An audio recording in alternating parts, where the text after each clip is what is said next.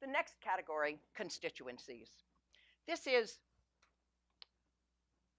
who care, and there's at least 3 things to think about on constituencies. One is whose problem is it and who cares enough to actually fight on it, whether or not they're fighting at the start.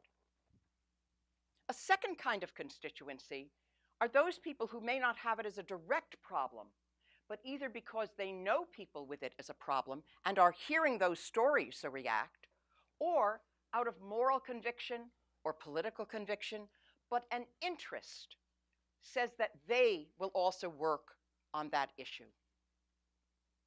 The third category under constituencies are those who are the opponents, and we need to keep them in mind so that we have some strategy that is countervailing to the opponents. May not win them over, may not even care if we win them over, but we have to build enough power of those who are affected and those who will also join the struggle against those opponents.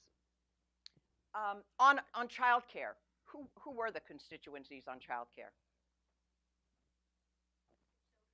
The children, and bringing the children along, that first demonstration. First of all, the women wouldn't have been allowed out of the house. They didn't have childcare.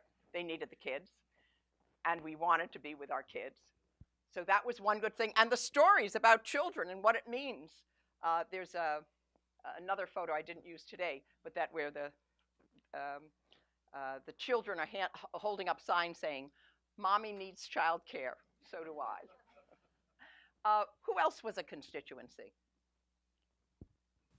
Who is a base? What? The mothers, a key constituency, and building a sense of women's self-confidence when, as I said, many of the women barely would speak up in public before they learned about their own power. Were there other allies or constituencies we brought in? Other young women? And those associated with a growing women's movement that was developing at the time. We also went to child care providers, because that was a way that we could also find women who were together. It was an institution. Finding the institutions were key. And then we also found other institutions. There were faith-based institutions that wanted, there were a number of churches or synagogues that wanted to build child care in their centers, in their institutions, but weren't allowed to because there were very prohibitive rules that only benefited 2 big contractors in the city. I mean, just an example, one rule was you couldn't have a center below grade, so you couldn't have a center in a basement.